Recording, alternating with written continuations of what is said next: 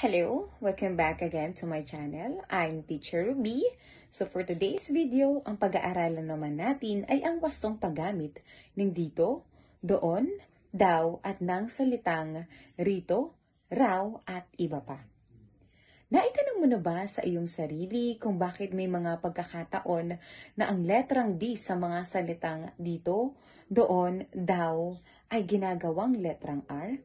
Kung ang sagot mo ay hindi, marahil ay alam mo na ang tuntunin na kaakibat nito sa balarila o grammar. Natutuhanan na natin ito sa paaralan mula elementarya. Ngunit dahil sa kadalasan ay hindi formal ang paggamit natin sa wika sa pang-araw-araw na pakikipagtalastasan, hindi natin nagagamit ng wasto.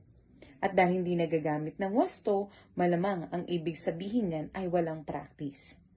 Kumbaga sa gasgas nating kasabihan ay kinakalawang din, kaya kalaunan ay tuluyan ng nalilimutan. Hindi pa naman nahuli ang lahat upang ibalik ang wasto sa iyong sistema. Ano nga ba ang mga dapat tandaan sa paggamit ng mga salitang ito? Una, alam mo ba ang pagkakaiba ng patinig sa katinig? Ang patinig o sa Ingles ay vowels ay ang mga sumusunod a, e, i, o, u. Ang katinig o sa Ingles ay consonants, ito naman ay mga letra ng alpabeto minus patinig o vowels.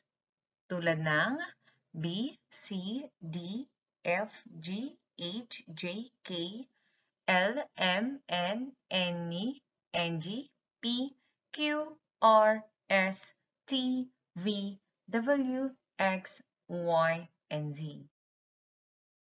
Napakasimple lamang ng palatandaan upang malaman kung letrang D o R ang dapat gamitin sa mga salitang tinatalakay natin.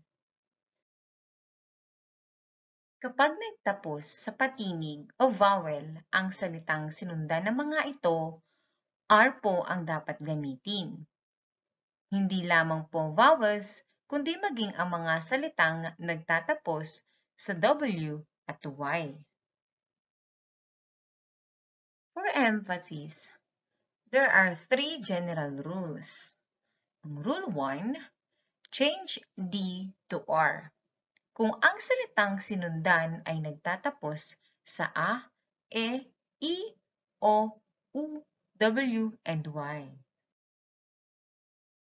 Rule number 2. The first letter D remains the same. Kung hindi nagtapos sa vowels, sa W o sa Y ang salitang sinundan. Rule number 3. No need to change D to R. Kung wala namang salitang sinundan, ibig sabihin ito ay mismong nasa umpisa ng pangungusap.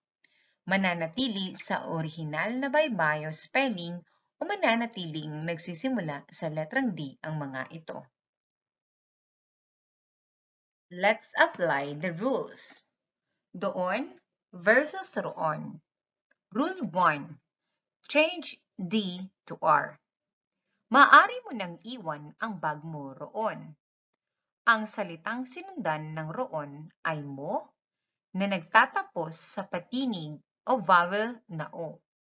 Sa vowel nagtapos ang salitang sinundan, kaya ang orihinal na salitang doon ay sinimulan sa letrang R at naging roon. Ngayon naman, gamitin natin ang doon. Rule 2. The first letter D remains the same. Maaari mo nang iwan ang iyong bag doon. Ang salitang sinundan ng doon ay bag, na nagtatapos sa katinig o consonant na G, kaya nananatili sa orihinal na baybayin spelling na nagsisimula sa D.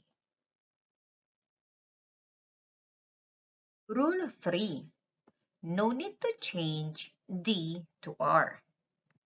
Doon mo maaaring iwan ang iyong bag. Walang salitang sinundan ang doon, kaya wala ring rason na palitan ang D ng R. Dito versus rito. Rule 1, change D to R. Ipasa mo ang iyong akda rito sa amin. Ang sinundan salita ay akda na nagtatapos sa vowel, kaya naging R ang D rito. Rule 2. The first letter D remains the same. Ipasa mo ang mga akda mong naisulat dito sa amin. Ang sinundang salita na naisulat ay hindi nagtatapos sa vowels, sa W o sa Y, kaya nananatili ang D sa salitang dito. Rule 3. No need to change D to R. Dito mo ipasa sa amin ang iyong mga akda. Ang salitang dito ang nagsimula ng pangungusap o sentence, kaya hindi na kailangang baguhin ang unang letra na D sa R. Daw versus raw. Rule 1. Change D to R. Ang mga manunulat ay naaaliw raw sa pag-aaral ng balarila. Ang salitang naaaliw ay hindi nagtapos sa vowel o patinig, ngunit ito naman ay nagtapos sa letrang W, kaya ang D ay dapat pa ring gawing R, ayon na rin sa pinaliwanag na general rules sa unahan. Rule 2. The first letter D remains the same. Naaaliw ang mga manunulat sa pag-aaral ng balarila. Iyan daw ang sabi nila. Ang sinundang salita ay iyan, na hindi nagtatapos sa A, E, I, O, U, W, and Y. Kaya, nanatili ang orihinal na spelling na daw na nagsisimula sa D.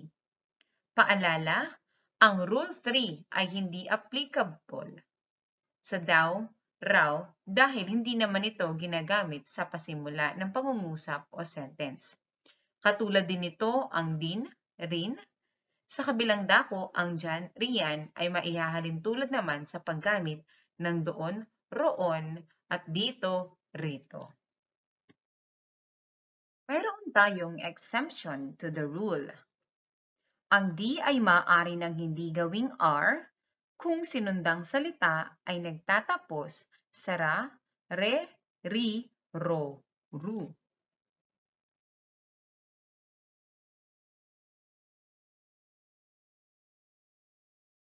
Halimbawa, si pare din ang kasama ko. Burara daw ang bisita. Sana ay naging malinaw ang araling ito. Tandaan, gamitin ito at sanayin ng palagian upang hindi na mawaglit sa isipan at kalaunan ay maging bahagi na ito ng iyong sistema. Maraming salamat sa inyong panonood. Hanggang sa muli. Paalam!